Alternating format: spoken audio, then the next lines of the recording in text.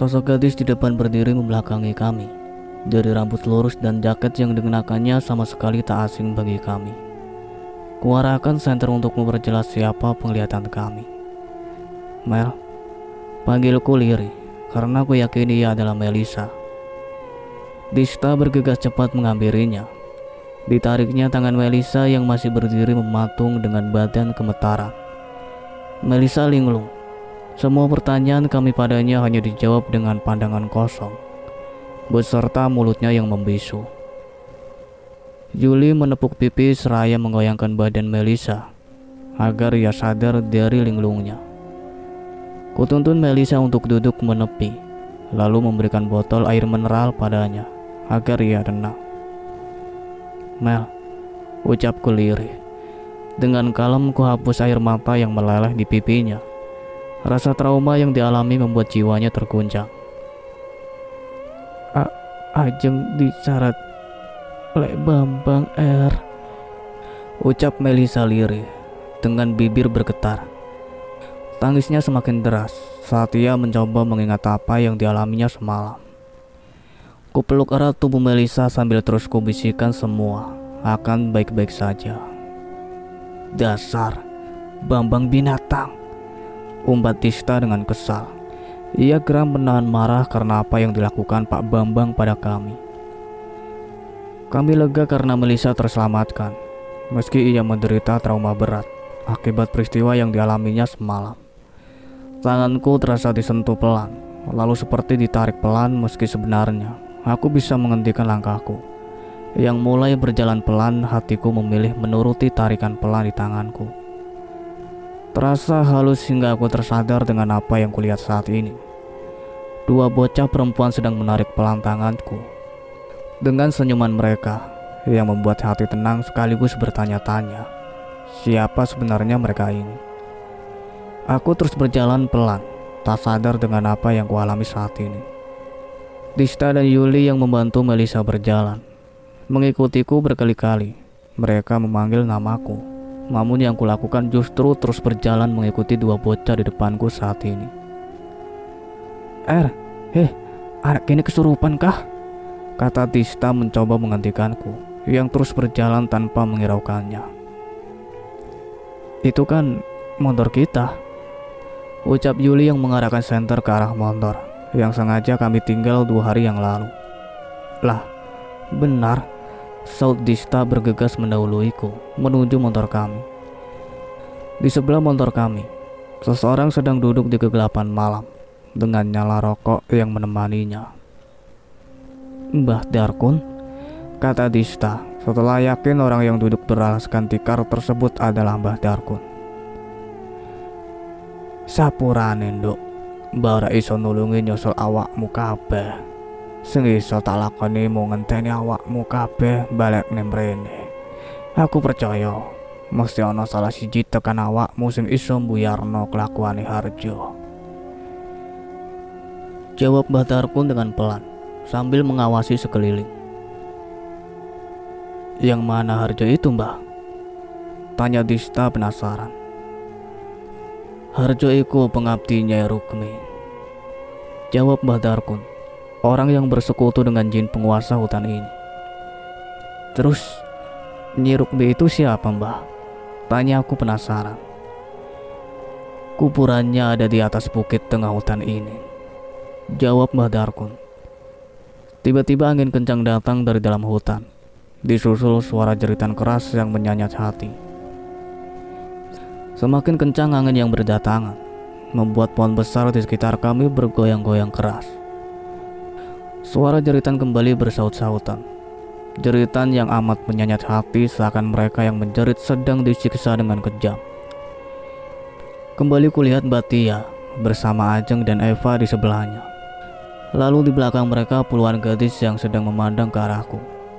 Air mata tak bisa kutahan melihat Ajeng dan Eva berada di antara mereka. Yuli dan Dista juga menyaksikan apa yang kulihat saat ini. Perih hati ini harus kehilangan mereka. Aku berharap ini hanyalah mimpi buruk sebagai bunga titurku saja. Tak rela rasanya jika mereka menjadi kebiadaban Pak Bambang. Masing-masing dari mereka mengenakan borgol rantai di kedua tangannya.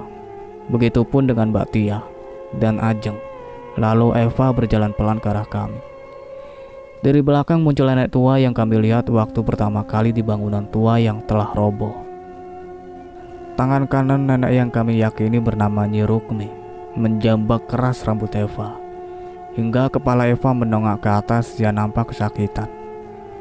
Aku menjerit keras disertai tangisan memanggil nama Eva.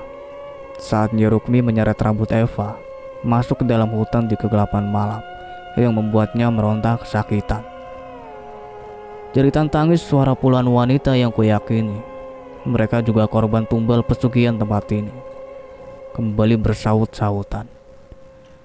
Suasana kembali sunyi dengan menghilangnya bayangan puluhan gadis beserta jeritan tangisan yang sudah menghilang.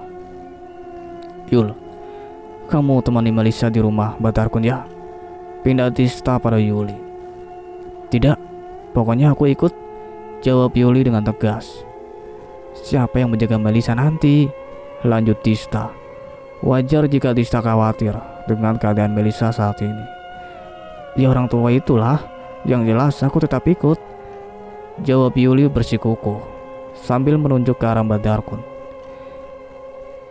Yuli tak rela jika hanya aku dan Tista yang pergi mencari kediaman Baharjo, membebaskan jiwa para korban tumbal yang ada di hutan ini.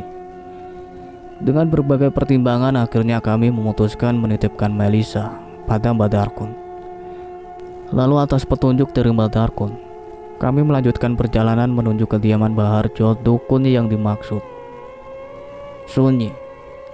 Kami menyusuri desa yang dimaksud Batarkun.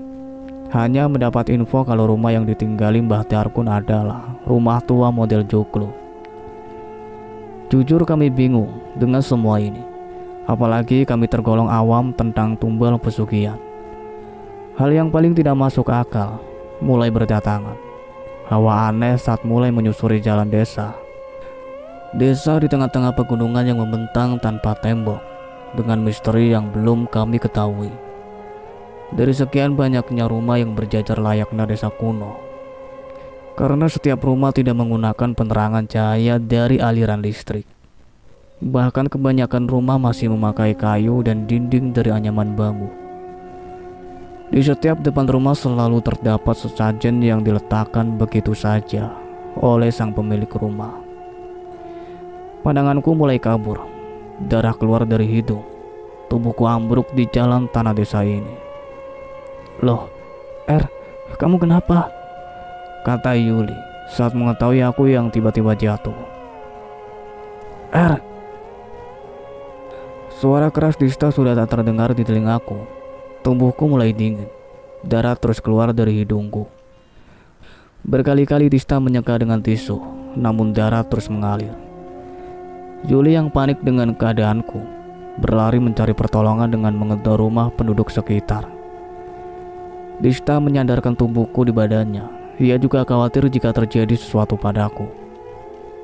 Berbagai cara ia lakukan agar darah berhenti mengalir dari hidungku. Aku benar-benar sadar saat ini, tapi tubuhku tak bisa kugerakkan. Tista yang tadinya panik dengan keadaanku, tiba-tiba ambruk mengalami hal yang sama seperti diriku. Darah juga mengalir dari hidungnya dalam keadaan benar-benar sadar, namun tak kuasa menggerakkan tubuh. Kami terkapar di jalan tanah. Sedangkan Yuli, tadi sebelum terkapar di tanah aku masih sempat melihatnya berteriak meminta pertolongan sambil menendang pintu rumah penduduk, karena penghuni rumah tak kunjung menjawab atau membuka pintu untuknya. Pikiranku mulai kacau. Rasa ketakutan semakin besar menjalari tubuhku. Apa kami bertiga akan mati bersama, menyusul Eva dan yang lain dalam keadaan seperti ini? Terbesit di benakku, bagaimana reaksi kedua orang tuaku nantinya jika kami meninggal seperti ini. Berkali-kali kusebut asma Allah, meminta pertolongan darinya. Kupasrahkan diriku hanya kepadanya. Hening. Terus kupanjatkan doa. Satu keyakinan dalam diriku adalah takdir bisa dirubah, hanya kematian yang tidak bisa kuhindari. Jika memang ditakdirkan mati seperti ini, Aku sudah ikhlas dengan kepasrahan. Tak ada yang bisa menolong kami selain kuasanya. Suatu kesalahan bagi kami yang datang kemari tanpa mempertimbangkan terlebih dahulu. Kami hanya gadis biasa, tanpa karoma istimewa. Apa kami harus tersiksa seperti ini lebih dulu, sebelum menghadapi maut? Pikiranku mulai kacau, jiwaku memberontak, karena tak adil bagiku jika harus mati dalam keadaan seperti ini. Allah. Terus ku coba menggerakkan tubuhku, dalam hati menyebut asma Allah. Aku terbangun. Dengan nafas tersengal, ku basuh keringat yang membasahi kening dan wajahku. Darah yang mengalir di hidungku juga sudah berhenti. Ku tarik badan Dista, lalu menyandarkannya pada tembok kayu rumah penduduk setempat. Lalu aku berlari mencari Yuli. Perasaanku tidak enak ketika memikirkannya. Yuli terkapar tak berdaya di depan pintu rumah penduduk. Ku buka tas Yuli, mencari botol air mineral. Tenggorokanku terasa kering. Setelah meminum air dalam botol, ku basuh keringat di dahi Yuli dengan tenang. Ku sandarkan kepalanya di pangkuanku. Berkali-kali ku basuh wajahnya dengan air yang kutuangkan di telapak tangan. Aku panik karena usahaku tiada hasil. Meski mencoba menirukan gaya kakek atau ayahku dengan membaca doa sebisaku, lalu membasuh wajah Yuli dengan air yang telah kutiup sebelum membacakan doa, dengan hasil yang tetap nihil. Akhirnya aku masukkan air dalam mulutku, lalu mengulangi membaca doa yang kuingat. Setelah itu kusemburkan di wajah Yuli sebagai usaha terakhirku. Yuli tersendak bangun. Berkali-kali ia beristighfar. Lalu kami bergegas ke tempat Dista yang kutinggalkan tadi. Kuulangi lagi cara yang sama pada Dista, menyemburkannya dengan air dalam mulutku. Dista terkejut bangun dengan nafas tersengal. Aku tersenyum senang saat ia bangun lalu memakiku karena menyemburnya. Konyol kamu itu, aku kamu ludahin. Umat Dista agak kesal karena cara anehku. Bukan kamu saja, aku juga disembur sama Erna. Yuli menimpali. Mereka berdua memandangku tak ramah. Lebih konyol yang masuk ke lubang kuburan sama yang wajahnya kepanasan. Jawabku mengelak karena tatapan tak ramah mereka berdua. Aku terkejut saat mataku tertuju pada sosok pocong yang berdiri di pojokan rumah penduduk. Meski samar karena terhalang oleh kabut, namun sangat jelas sosok pocong itu sedang memerhatikan kami. Berbeda denganku, Dista nampak kesal dengan kehadiran pocong tersebut. Dengan ia mengambil batu lalu melempar keras ke arah pocong tersebut sambil berkata, "Aku sudah tidak takut sialan." Maginya ke arah pocong sambil melemparkan batu. Yuli tak kalah sangar. Ia nampak santai dengan mengambil sebilah bambu kuning panjang 1 meteran di rumah penduduk. Ia berjalan mendekati pocong tersebut. "Aku sudah capek, pocong sialan," umpat Yuli sambil memukulkan bambu di tangannya. Sebelum terkena pukulan Yuli, pocong dengan kain kafan lusuh itu sudah menghilang terlebih dahulu. Aku memandang mereka berdua dengan wajah heran. Mungkin saking seringnya dihantui, mereka menjadikan urat ketakutan mereka berdua putus. "Kenapa tidak dipukul, Yul?" tanya Dista pada Yuli yang berdiri di tempat pocong tadi. "Tidak keburu, sudah hilang duluan," jawab Yuli sambil terus memukulkan bambu di tangannya. "Berarti pocongnya asli itu ya?" kata Dista masih tak percaya. "Sepertinya keburu hilang duluan, berarti kan pocong asli," jawab Yuli lagi. Gusti, bagiku melihat tingkah kedua orang ini, karena bisa-bisanya mereka melakukan hal konyol di situasi yang mencekam ini. Kabut semakin pekat, malam menjadi semakin panjang. Jam tanganku tak berfungsi dengan normal. Bau bunga melati bercampur kemenyan kembali tercium. Entah dari mana asal bau berasal. Bulu kuduku meremang. Hal tak masuk akal berulang kali terjadi. Seperti sosok sundel bolong yang tiba-tiba muncul di hadapan kami saat ini. Aku berterima kasih pada hantu yang menyerupai wujud Mbak Tia, karena dia menguji mentalku sebelum kesini.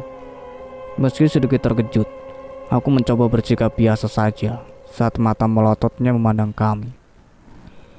Aku bergidik ngeri saat punggung bolongnya dipenuhi belatung yang berjatuhan. Bau busuk tercium menyengat di hidung, lalu menghilang saat aku melemparkan botol air mineral yang kubawa. Karena tak tahan dengan bau busuk dari punggungnya, Yuli dan Dista menoleh ke arahku menatapku heran karena melemparkan botol air mineral. Kenapa aku tidak boleh melemparnya, sedangkan mereka boleh, pikirku. Dari depan kami sekarang dua bayangan sedang berjalan menuju ke arah kami. Semakin lama semakin mendekat. Dari balik tebalnya kabut yang menyelimuti desa ini, sepasang muda mudi berjalan santai. Mereka sedang mengobrol ringan. Sementara kami bertiga terkejut dengan datangnya mereka berdua. Mereka berhenti di depan kami. "Kalian sedang apa di sini?" tanya si pemuda berkulit putih tinggi di samping gadis yang usianya lebih tua dariku. Lama kami tak menjawab. Apa mereka berdua benar-benar orang, pikirku. "Ini orang asli atau bukan ya?" tanya Yuli sambil menyenggol lenganku. Aku menggeleng pelan, sedangkan aku sendiri ragu mereka berdua ini orang asli. "Jelas kami orang asli," saut gadis itu ketika mendengar suara bisik kami. "Oh," jawab Dista santai. Ia nampak lega karena menemui orang di desa mati ini. "Kalian sedang apa di sini? Di sini sangat berbahaya," lanjut gadis tersebut. Wajah cantiknya sangat serasi sekali, bersanding dengan pemuda di sampingnya. Benar-benar pasangan yang serasi, pikirku. Kami memperkenalkan diri, lalu menjelaskan dengan panjang lebar maksud kedatangan kami ke sini. Gadis yang bernama Utari Wardana tersebut tersenyum pada kami. Ia menjelaskan sesuatu pada kami. Kalau ingin membebaskan jiwa korban pesugihan, tak semudah yang kami kira. Mbak Utari terkesima mendengar ceritaku. Ia putuskan membantu kami, meski ia sendiri sedang sibuk. Mbak Utari menuntun kami kalau desa ini bukan dihuni oleh bangsa manusia. "Jadi, dua temanmu dijadikan tumbal pesugihan?" tanya Utari setelah mendengar ceritaku. "Iya, Mbak," jawab Dista tergagap karena sorot mata tajam gadis cantik bernama Utari di depan kami saat ini. "Lalu, apa tujuan kalian datang ke desa ini?" lanjut Utari. Sorot mata tajamnya tak menghilangkan kecantikan di wajahnya. Mata kami tak berkedip saat menatapnya. Bahkan sekelas artis papan atas saja tak sebanding jika mereka disejajarkan. "Untuk menyempurnakan teman kami yang dijadikan tumbal, Mbak," ujarku menjelaskan. Mendengar jawabanku, Utara nampak sedikit heran. Beberapa kali ia menoleh pada pemuda yang bernama Alvan di sampingnya. "Apa hubungannya dengan desa ini? Jika kalian ingin menyempurnakan jiwa teman kalian, bukan di sini tempatnya," ucap Alvan, memperhatikan kami bertiga yang kebingungan. "Siapa yang menyuruh kalian ke sini?" lanjutnya sembari bertanya. "Bahtiarkun," jawab Yuli. "Orang itu sengaja menyesatkan kalian," kata Utari dengan pelan. Kali ini ia memandang ke arahku lama. Kami tersentak kaget mendengarnya. Bagaimana bisa orang yang kami percaya bisa membantu mengatasi masalah saat ini, malah menjerumuskan kami ke dalam masalah yang lebih rumit. Kami teringat akan Melisa yang bersama Mbah Darkun. Jangan-jangan semua yang terjadi saat ini karena ulah kakek tua itu. Atau mungkin dialah sebenarnya Mbah Harjo itu sendiri. Aku panik saat sadar Melisa bersama Mbah Darkun. Harusnya aku sadar dari awal dengan kehadirannya yang membuat pikiranku janggal. "Kamu yang bernama Erna ikut aku jika ingin menyempurnakan teman-temanmu," ucap Utari yang tiba-tiba membuyarkan pikiranku. "Tapi Mbak, teman saya, Mas Alvan, akan membantu ke rumah dukun itu. Dan kamu ikut aku, karena aku butuh kamu untuk menjadikan kunci tempat itu." Utari menyela perkataanku, membuat hatiku semakin bimbang. Siapa yang harus kupercaya saat ini? "Aku harus ikut kemanapun dia pergi," kata Dista menyahuti. Tapi Dista sudah menunduk menghindari tatapan tajam mata Utari yang beralih memandangnya. Kalian hanya punya dua pilihan. Percaya padaku, atau tinggal di sini bergabung bersama penghuni alam lain. Dan di luar sana kalian dinyatakan mati. Cerca Utari. Kami diam. Dalam hati bimbang, mana yang harus kami pilih. Sedangkan untuk keluar dari desa ini saja kami tak tahu jalannya. Ditambah lagi kemunculan dua orang yang sama sekali belum kami kenal. Kalian pasti bimbang. Pertemuan kita bukan karena kebetulan. Tuhan menjawab doamu. Dan temanmu Tia datang padaku untuk membantu kalian. Ujar Utari dengan nada tegasnya, dengan mata memandang ke arahku. Ya udah kamu manut aja, kata Yuli lirih sambil menyenggol lenganku dengan sikutnya. Aku bingung harus menjawab apa. Entah apa yang harus aku lakukan. Tiba-tiba Utari mengarahkan telunjuknya ke arah belakangku. Makhluk tua dengan baju compang-camping tertawa ke arah kami. Kami bertiga terkejut karena nenek tua yang berdiri di belakang kami saat ini adalah Nyai Rukmi. Ia terkekeh, membuat kami semakin bertanya-tanya, kenapa Nyai Rukmi masih mengincar kami, padahal syarat tumbal sudah kami hancurkan. Badanku lemas, rasanya saat tatapan Nyai Rukmi mengarah padaku. Wajah keriput penuh bercak darah di wajahnya. Utari dan Alvan berbalik melangkah meninggalkan kami. Membantu kami saat ini hanya menambah masalah baginya. Mbak, bantu kami, kataku memohon. Aku sudah kehabisan akal untuk menyelesaikan masalah ini. Utari menghentikan langkahnya saat mendengar ucapanku.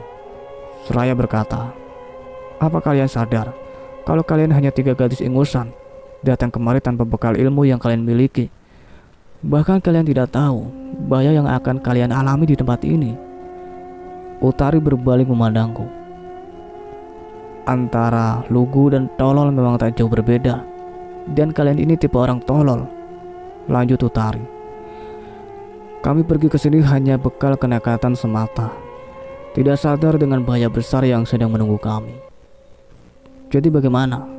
Apa yang kau pilih? Kau hanya membuang waktu di sini, ucap Utari dengan suara dingin. Iya mbak, tolong bantu kami, kataku lirih dengan bibir bergetar. Mas Alvan akan mengantar kalian berdua, sedangkan aku dan Erna akan pergi ke rumah Harjo, kata Utari tegas, untuk mencari kendi tempat mengurung jiwa teman kami yang dijadikan tumbal. Kami berpisah di pertigaan jalan dengan pohon besar yang tumbuh di tengah jalan. Dista dan Yuli yang ditemani Mas Alvan keluar dari desa ini untuk mencari Batarkun alias Dukun Harjo. Sedangkan aku mengikuti Utari yang berbelok ke kanan. Masih sempat aku menoleh pada kedua temanku yang mengikuti Mas Alvan. Dista seakan tak rela jika harus jauh dariku. Sedangkan Yuli tersenyum padaku sambil melambaikan tangannya. Aku berharap pilihan yang terakhir ini adalah pilihan yang benar. Dan berpisah kami sekarang adalah awal untuk kami bersama kembali. Semoga Melisa masih sempat diselamatkan. Semakin jauh kami berdua berjalan di tengah desa tanpa penghuni ini. Tidak ada siang, tidak ada malam. Sama sekali tidak terasa udara di sekelilingku. Kami terus berjalan di pekatnya kabut tebal yang menghalangi pandangan. Semakin jauh melangkah, semakin ganjil yang kurasakan. Karena di sekelilingku saat ini, tiba-tiba muncul banyak orang berlalu lalang dengan kesibukan mereka. Banyak anak kecil berlarian mengelilingiku. Mereka bermain kejar-mengejar satu sama lain, seperti anak kecil di zaman tahun 90-an. Aneh. Hanya itu yang kupikirkan saat mengamati mereka. Kehadiran kami seperti tak diterima di sini. Pandangan mereka yang mengisyaratkan kebencian saat melihat ke arah kami yang berjalan di tengah mereka membuat hatiku makin gusar. Langkah kaki semakin kupercepat di belakang Utari yang nampak santai menanggapi tatapan penduduk desa ini. Utari berhenti di depan sumber air dengan air yang mengucur deras ke bawah jurang tanpa dasar karena terhalang oleh kabut. Pegang tanganku, ucap Utari menoleh padaku sambil mengulurkan tangannya. Meski bingung, akhirnya ku pegang erat tangannya. Kemudian ia mengentakkan kaki kanannya ke tanah 3 kali. Aku tersentak kaget saat tanganku ditariknya kuat sambil berlari ke arah jurang. Ah! Aku berteriak kencang saat tubuh kami terjun dari atas jurang. Darah seakan berkumpul di atas kepalaku saat ini. Erna, bangun! Aku sadar saat suara Utari membangunkan dengan menepuk pipiku. Kutarik nafas dalam-dalam. Aku pikir telah mati karena terjun dari jurang bersamanya tadi. Semakin heran lagi ketika aku sadar. Aku berada di lapangan kecil tempat kami menggali kuburan semalam. Ah! Aku tersentak kaget saat sadar tidur memeluk pohon kamboja di samping lubang kuburan bekas galianku semalam. Apa kau ini tipe orang yang selalu heboh? Tanya Utari pada aku yang panik karena bangun di tempat aneh ini. Enggak panik gimana? Aku bangun di samping kuburan. Salahku memberi alasan. Kakiku terus mengikuti langkah Utari di depanku, menyusuri hutan pinus. Tak lama kemudian, sampailah kami di pinggir jalan yang sering dilalui kendaraan bermuatan kayu. Aku tak bertanya mau kemana tujuan kita, atau bertanya tentang sesuatu yang ada di pikiranku pada Utari, karena memang sifat dasarku canggung saat bersama orang baru. Kendi itu ada disimpan di bawah kolong tempat tidur Arjo. Semua tergantung padamu. Aku hanya membantumu menunjukkan jalan dan ingat satu hal. Jangan pernah kau ceritakan siapapun tentang yang kau lihat nanti, kata Utari memperingatkanku. Malam di sebuah desa. Kami berdua berdiri memandang rumah besar yang dikelilingi tembok papan kayu berbentuk runcing di ujungnya. Membuat rumah tersebut hanya terlihat atapnya saja karena terhalang oleh pagar kayu tersebut. Utari mulai menjelaskan panjang lebar padaku tentang kendi yang disimpan di rumah tersebut beserta pandangannya. Ngomong-ngomong, kamu belum mandi berapa hari, Er? Tanya Utari setelah menjelaskan padaku. 4 hari, Mbak. Jawabku sambil cengengesan. Suasana malam kian sepi, ditambah gerimis ringan di malam hari. Aku masih menunggu instruksi dari Utari untuk memasuki rumah tua kediaman Baharjo, dukun yang membantu Pak Bambang. Utari masih berdiri tenang, sorot matanya terus memperhatikan rumah Baharjo. Gerimis tak membuatnya pergi menepi untuk berteduh. Gadis berambut panjang yang dikepang lurus ke bawah di sampingku saat ini hanya diam sambil terus menatap rumah joglo di ujung jalan sana. Kamar dengan pintu coklat tua berukiran aksara Jawa dengan 2 bulan sabit. Di kamar itu kendi yang kumaksud disimpan di bawah kolong tempat tidur. Utari mulai menjelaskan panjang lebar. Aku mengangguk pelan pertanda mengerti. Jangan sampai salah kamar, lanjutnya dengan tegas. Iya, Mbak, saatku pelan bertanda mengerti maksudnya. Sebentar lagi bulan akan berubah warna merah. Waktumu hanya 10 menit sebelum bulan kembali ke warna semula, kata Utari memperingatkanku. 10 menit, ucapku bertanya pada Utari. Utari mengangguk seraya berkata, Nyai Rukmi mendiami salah satu kamar di rumah itu. Lanjut Utari. Aku mulai bersiap, dadaku berdebar tak karuan. Emosiku meluap. Sesekali mataku memandang ke arah langit, memastikan jika bulan akan segera berubah menjadi warna merah. Tenangkan emosimu, ucap Utari, lalu memegang pergelangan tangan kiriku. Gelang ini, apakah keturunan keluarga Ramlan? Tanya Utari dengan heran. Hah? Jawabku sambil mengernyitkan dahi, tanda tak mengerti maksudnya. Apa kau keturunan keluarga Ramlan? Utari mengulangi pertanyaannya lagi. Aku menggeleng, tak mengerti dengan maksud pertanyaannya. Yang ku tahu gelang yang sekarang kupakai adalah pemberian dari kakekku. Ini pemberian dari kakekku? Jawabku sambil memperhatikan gelang yang dimaksud Utari. Pernah dengar peribahasa harimau di tengah kumpulan domba? Dan saat serigala datang, harimau itu ikut lari ketakutan, kata Utari dengan sorot matanya memperhatikan gerak-geriku yang masih tak paham dengan perkataannya.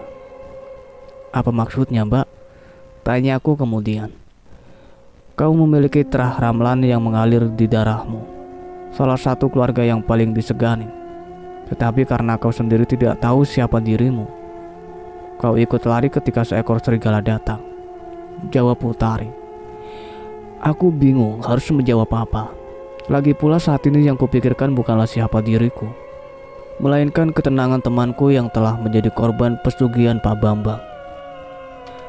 Bulan perlahan mulai memerah. Aku menatap mata Utari sebelum ia mengangguk pelan.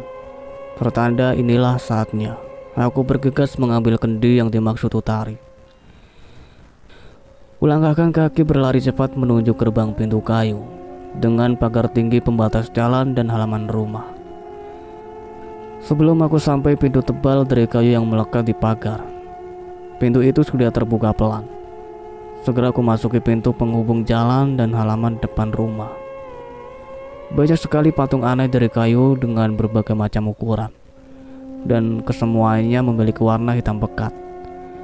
Kursi duduk yang mengelilingi mejanya pun sangat aneh menurutku, karena berbentuk antik seperti kursi kuno. Dek. Mataku terbelalak ketika sadar salah satu patung perempuan yang mengenakan topeng mengeluarkan air mata darah dari celah mata topeng. Darah itu terus menetes ke lantai. Suara gagang pintu berputar ke bawah dengan pintu rumah yang mulai terbuka pelan. Lututku mulai lemas. Hawa dingin serta suara burung berkutut dalam sangkar yang ditaruh pada pengait tembok saling bersaut-sautan menambah suasana semakin mencekam. Berkali-kali angin berhembus pelan menerpa tubuh yang berbalut jaket jin kesayanganku. Tak ingin menyia-nyiakan waktu lagi, aku bergegas masuk ke rumah Joglo ini. Pandanganku langsung mengarah pada lukisan besar di ruang tamu rumah ini.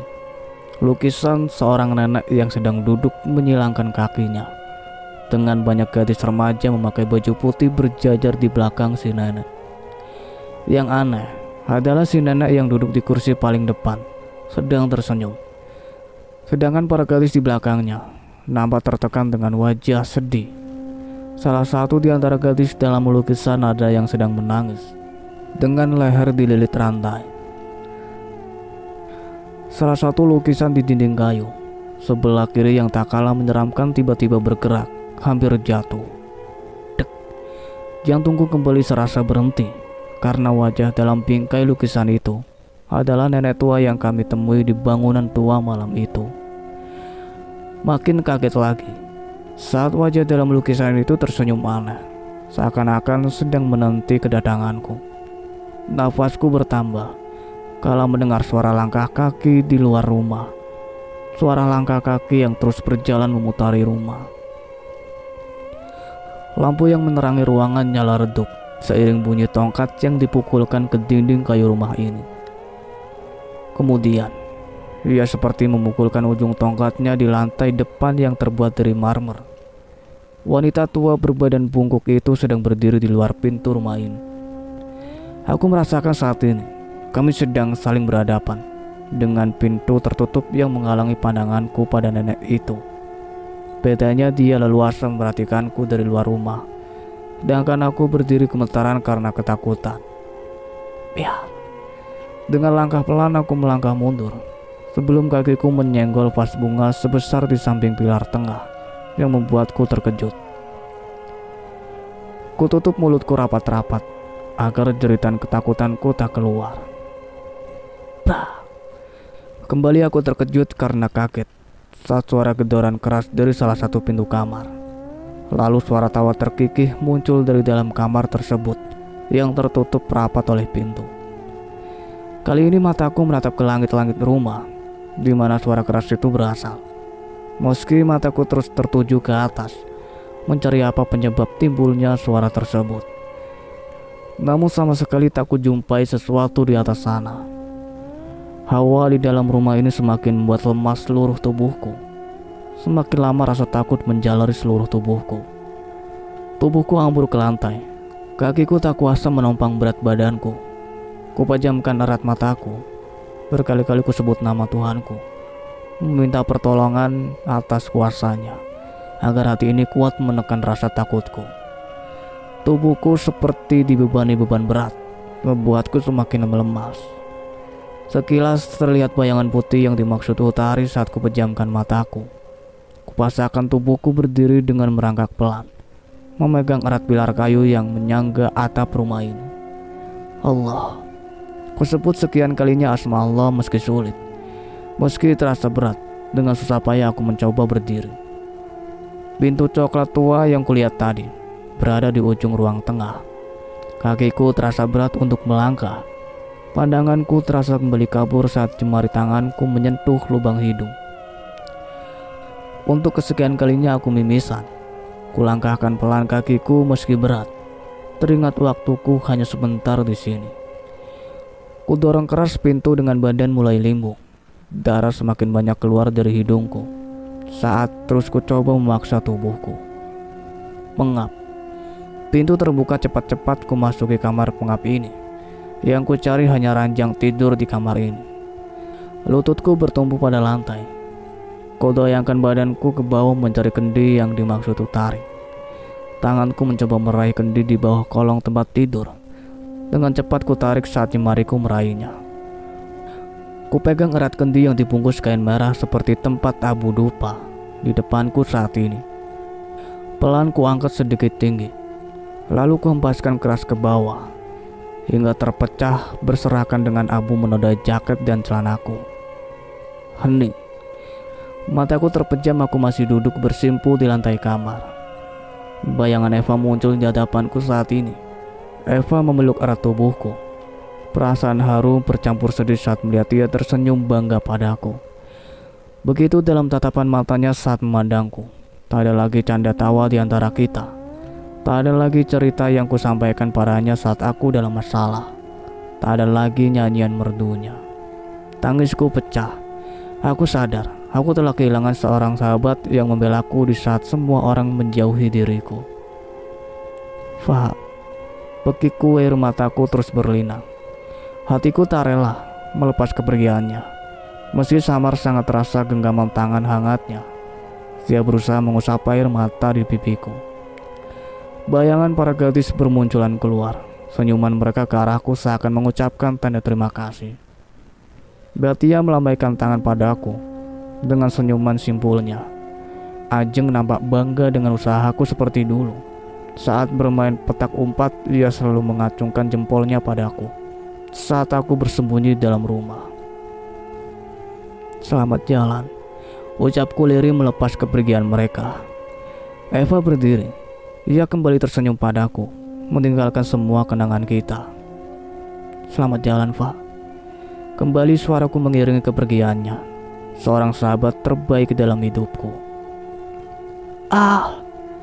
Aku tersendak saat sebuah tangan menyisakan tulang dan kulit mencekikku dari belakang. Kuku panjangnya terasa tajam saat menyentuh kulit leherku. Tubuhku terasa terangkat, pandanganku mulai kabur. Sekilas kulihat dari celah jendela, bulan sudah kembali memutih. Sakit, sangat sakit sekali yang kurasakan saat ini. Nafasku terasa berhenti di tenggorokan. Lalu tubuhku terasa ringan. Rasa sakit yang amat terasa begitu sakit yang kurasakan tadi tiba-tiba hilang saat cengkraman tangan dengan kuku panjang di leherku terlepas. Makhluk tua itu terhempas keras ke kiri ketika seseorang gadis jelita memasuki kamar ini. Sorot mata tajamnya mengisyaratkan kebencian ketika melihat tubuh Nyai Rukmi. Cih, kau cepat bangun. Aku benci melihat orang lemah sepertimu, ucap gadis yang saat ini telah berdiri di sampingku, yang tengah terkapar kehabisan tenaga. Siapa lagi gadis yang datang saat ini? Pandanganku mulai redup. Sebelum mataku benar-benar terpejam, masih kudengar ia berkata, "Aku bisa dia, Malik Ramlan." Lalu semua terasa gelap.